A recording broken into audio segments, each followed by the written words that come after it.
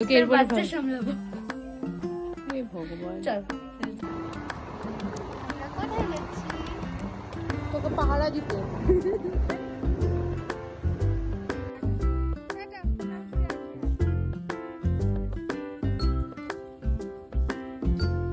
বোনের এটা second time, আমার এটা ফার্স্ট টাইম। আর শুভমের মুখে শোনা ও নাকি এর আগে বেশ কিছুবার করেছে, তবে এতটা স্ট্রিক্টভাবে করেছে কিনা সেটা জানি না। আমি কিসের কথা বলছি বলো তো বন্ধুরা? হ্যালো বন্ধুরা, আমি অঙ্কিতা চলে এলাম অঙ্কিতাস ওয়ার্ল্ডের আরও একটা নতুন ব্লগ নিয়ে। অনেকদিন বাদে হলেও তোমাদের সাথে চলে এসেছি আর একটা ব্লগ নিয়ে।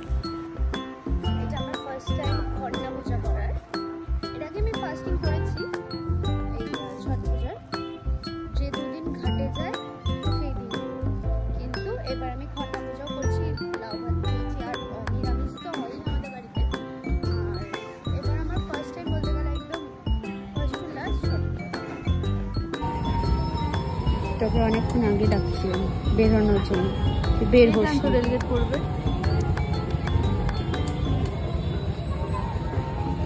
তাহলে বুঝে গেলে আমি কিসের কথা বলছি। বোন করেছিল এবার প্রথম থেকে শেষ পর্যন্ত ছট পুজোর যেসব থাকে নিয়ম সেগুলো সব কয়টা, আর আমি আর শুভম করেছিলাম শুধুমাত্র ঘাটে যে দুদিন যায় সেই দুদিনের জন্য ছট পুজো। সেই বিয়ের সময় চম্পাদির বাড়ি এসেছিলাম কাঠ দেওয়ার জন্য, তো সেভাবেই রাস্তায় একটু মনে ছিল যে এদিকে গেলে হয়ে যাবে। যাই হোক, সেভাবে আমরা পৌঁছে গিয়েছিলাম মানে চম্পাদির বাড়িতে। আর ভিডিও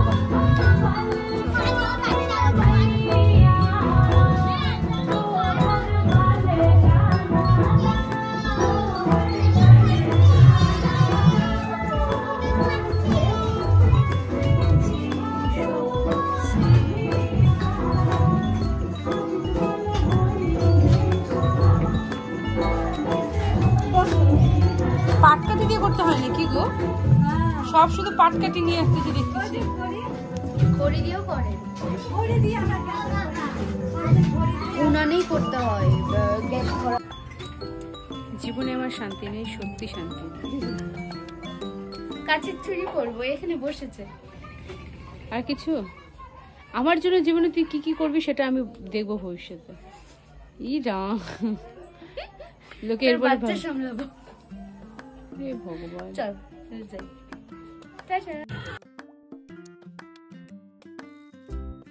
চম্পাদির বাড়ি ঢোকার সময় দেখতে পেয়েছিল বোন এই দোকানে কাঁচি মানে এখানে একজন কাঁচি চুড়ি বিক্রি করছে, আর সেখানে গিয়ে যেহেতু আমাদেরকে বসে থাকতে হবে আর একদম ওয়েট না করে আমাকে বলেছে তুই আমাকে চল এখন আমাকে কাঁচি চুড়ি পরে নিয়ে আসবে। আর ও যখন পড়তে বসলো ঠিক আছে, যে ও পড়ছে যখন আমি কেন পরবো না, আমার হাতটা ফাঁকা ফাঁকা লাগছে, তো আমিও পরে নিলাম কয়েকটা কাঁচের চুড়ি। যাই হোক, তারপরে কিন্তু হাতটা বেশ ভালোই লাগছিল। যাই হোক, ওর জন্য আমারও পড়া হয়ে গিয়েছিল। কাঁচের চুড়ি পরে যখন চম্পাদি বাড়িতে এলাম তখন দেখছি চম্পাদি পূজার জন্য মানে খন্ডা পূজার জন্য, অ্যাকচুয়ালি ছট পূজার আগের দিন হচ্ছে খন্ডা পূজা হয়, তোমরা হয়তো অনেকেই জানো। আর যেহেতু এই বছর আমরা প্রথম খন্ডা পূজার জন্য মানে করেছিলাম, মানে বোন করেছিল, তো আমিও সেখানে গিয়েছিলাম। তো সেখানে অনেক নিয়ম টিয়ম দেখতে পেলাম, অত নিয়ম তো আমার মনে নেই। তবে যাই হোক, এখানে চম্পাদি সব মানে ডালাগুলো তো রেডি করার জন্য সব কিছু মানে ফল তারপরে কুলো যেগুলো ছিল ডালার জন্য সেগুলো সব ধুয়ে এক এক করে রেডি করছিল পুজোতে বসবে।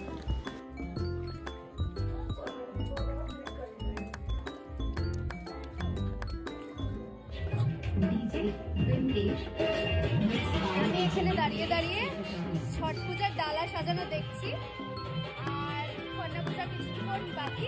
এখন ডালাগুলো সাজানো হয়ে গেলেই, সব রেডি হয়ে গেলেই ওরা পূজায় বসে পড়বে। জানি না ডিজেতে এগুলো ভয়েস সব অডিবল কিনা, বাট তোমরা দেখতে থাকো আর আনন্দ নাও ভিডিও দেখে।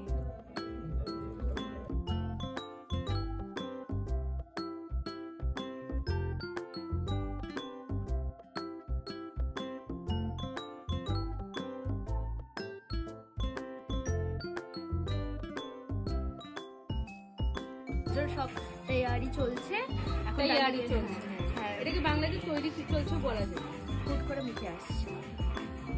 তৈরি হচ্ছে, সব ডালাগুলো সাজাচ্ছে সুন্দর করে, সব ফল টল সব একসাথে যেরকম ভাবে দেয়, জানি না ঠিক কি কি সব দেয়, নারকেল, কলা, তারপর মূলা, আদা, আরো অনেক কিছু, হলুদ দেয়, তারপরে গাছ, একটা গাছ দেয়, হলুদ গাছ বলতে হয় না, বটবটি দেয়, ছোলা দেয়, সিঁদুর দেয়, ওই যে মালা পরে না, ধাগা টাইপসের একটা মালা পরে গলায়, ওই জিনিসটাও দেয়। যাই হোক, সবকিছু দিয়ে ডালাটা সাজাবে, সাজিয়ে এখন ঠাকুর ঘরে সুন্দর করে সব একে একে দেবে, দিয়ে ওগুলোকে পুজো করতে হয়। তারপর রুটি পায়েস, যেটা খন্না পুজোর মেন ভোগ, রুটি পায়েস আর কলা, ওই সব দিবে। পায়েসটাকে রুটির মধ্যে ঢেকে দিতে হয়, তারপর কলা। আর হচ্ছে তোমরা এই কথাটা জানো কি না, এই খন্না পূজার, আমাকে বলতে দে, ওরকম ক্যামেরা রয়েছে বললে বেশি দেরি করিস না, আবার রিলটা ভরে গেলে তখন সিরিয়াস, তাহলে বলবো, স্টোরেজ ফুল হয়ে গেলে তখন। আচ্ছা শোন, তো হচ্ছে খন্না পূজাতে কি হয়, আজকের দিনে আমরা যা হচ্ছে কি যেন বলে খেয়ে নেব, মানে ওই আওয়াজ হলেও যেন খাওয়া যায় না। তো এই খন্নার প্রসাদটা যেটা, এই যে খন্নার প্রসাদটা যেটা খাবো, তারপরে কালকে থেকে ফাস্টিং শুরু হয়ে যাবে। জয়টুকনি খাবো, এতটাই পেটে নিয়ে রাখতে হবে। আজকে সারাদিন ফাস্টিং এ ছিলাম, তারপর এই ভোগটা খাবো। এই বারবার একই কথা বলে যাচ্ছি, জানি না কিসের জন্য। আবার কালকে সকাল থেকে একদম নির্জল উপাস, পরশুদিন সকাল অবধি। তো শুনে নিলে খন্না পুজোর নিয়ম বোন মোটামুটি বলেই দিয়েছিল। যাই হোক, এখানে মোটামুটি সব কিছু রেডি, আর তারপরে ওরা বসে পড়লো খন্না পূজার জন্য। আর খন্না পূজার একটা নিয়ম আছে, যখন ওরা মানে খন্না পুজো করে খেতে বসবে, তখন যাতে কোনো আওয়াজ না হয়, আর আওয়াজ হলেই তারা খাওয়াটা সেখানেই বন্ধ করে দিতে হবে, মানে তারা আর খেতে পারবে না। তো যাই হোক, বোনরা যখন খেতে বসছিলো, মোটামুটি ওদের খাওয়া প্রায় শেষের দিকে, পাশের বাড়ি থেকে একটা বাচ্চা এমন করে চিল্লিয়ে উঠেছে যে ওদের কানে সেটা পৌঁছে যাওয়াতে সঙ্গে সঙ্গে ওরা খাওয়া থেকে উঠে গিয়েছিল। খন্না পুজোর শেষে চম্পাদি আমাদের সবাইকে রুটি দিয়েছিল, তারপরে পায়েস দিয়েছিল, কলা দিয়েছিল।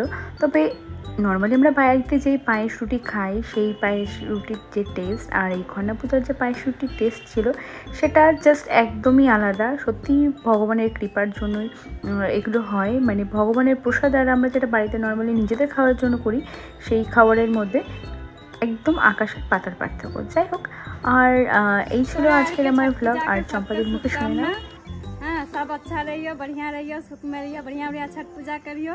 আর কি বলবো, সব চলে আইও। আর খুব তাড়াতাড়ি আসছি ছট পুজোর ঘাটে যাওয়ার দিনের ভিডিওগুলো নিয়ে তোমাদের সাথে। তো ততক্ষণের জন্য টাটা, সঙ্গে থেকো, পাশে থেকো, আর অবশ্যই চ্যানেলটা লাইক ফলো করে দিও।